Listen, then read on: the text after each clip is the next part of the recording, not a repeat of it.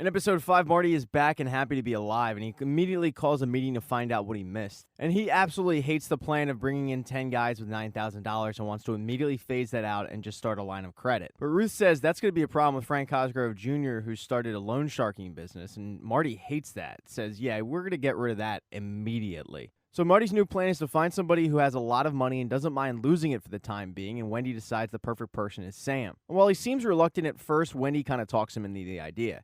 As she's leaving Sam, she gets a phone call from Navarro telling her that he wants to expand this legitimate business and buy a horse farm in Kentucky. The owners of the horse farm are going to be expecting the birds and get this one done because this is the farm that he wants. Now, while that was going on, Ruth couldn't wait to talk to Frank Cosgrove Jr. in the morning. She goes up to him with that Langmore charm and tells him, cut it out, and this isn't coming from me, it's coming from Marty. It's over for you.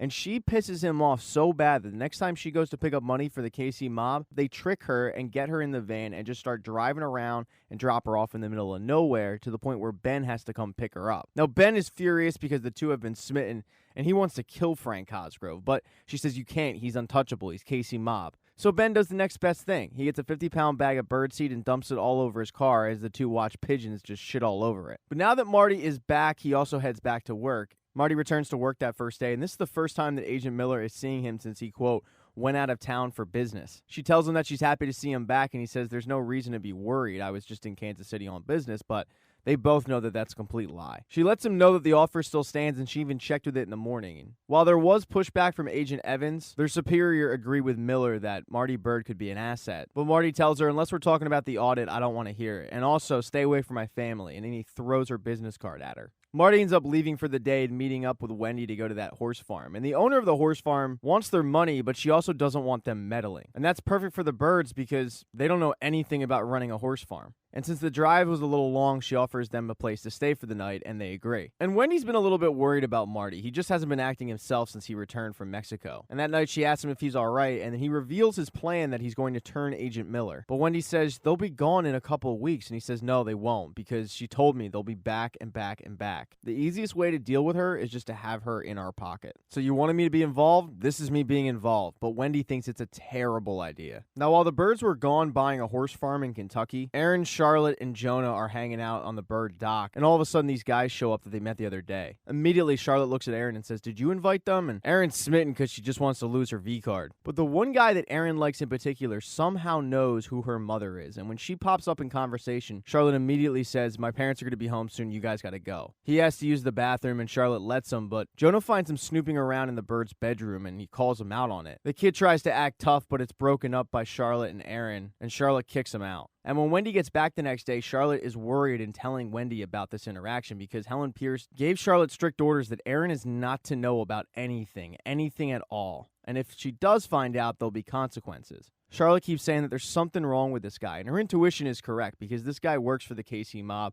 works for Frank Cosgrove, and was one of the guys that trapped Ruth in that van. But Wendy's advice is to continue to protect Aaron, and that's what Charlotte does. She heads to the marina and tells him that they can't go out. And he actually has the audacity to say, do you know who my boss is? To which Charlotte says, do you know who my dad is? I think your boss and my dad are pretty close. And this isn't coming from me. It's coming from Marty. How would your boss feel if he found out that you crossed Marty Bird? The guy says, I just thought we were having fun. And she says, well, you weren't, and walks off.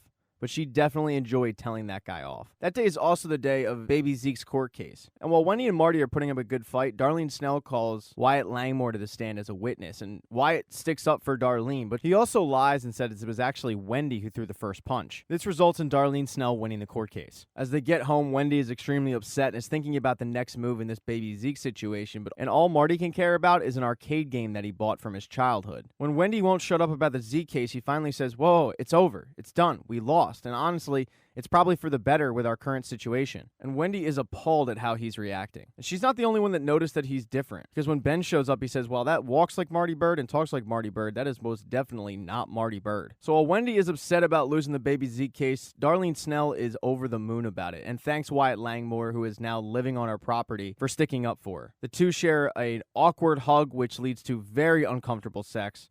and I mean uncomfortable for the viewer. And as they're sitting there having some pillow talk, Wyatt says, "What's next?" And Darlene says, "Well, maternity leave is over. I'm ready to replant our fields. We should be ready to harvest in about 4 months." Now, over with the birds, Wendy wants to try to see things Marty's way, and she heads to Jim Reynoldsdorf, who is Charles Wilkes' private investigator, to dig up some dirt on Agent Miller. Later that day, Wendy, Helen, and Marty all meet, and Wendy lets Marty know that Agent Miller is not the one. Her dad screwed over a lot of people when she was 15, and he went to jail, leaving her mom to be a single mother. And Agent Miller has made it her life's work to put people like her dad in jail. But Marty doesn't see it like that. He thinks this is a good thing for them, and he can use it against her. Marty asks Helen to provide him with the name of one of her seedy clients who screwed people over but got away with it, and leaves the room. And as he does, Wendy looks at her and says, "You can't think this is a good idea." And Helen says, "Doesn't matter what I think. My client now expects a turned FBI agent." With this new information, Marty then goes talk to Agent Miller, and she's explaining to him the deal and what exactly he would do with the FBI, and he's pondering it over, but really he's just trying to get a good relationship with her. And later that day, he plants the first seed. Helen has given him one of those seedy clients, and he starts giving Agent Miller information on how the FBI could reopen the case and try him and convict him. He says, "No one needs to know how you got this information, but you'll definitely get a warrant." But Agent Miller doesn't bite. He says, "You can't do this. You can't play cop 1 minute and run for the cartel the next. Until you say that you were in Mexico last week with Omar Navarro,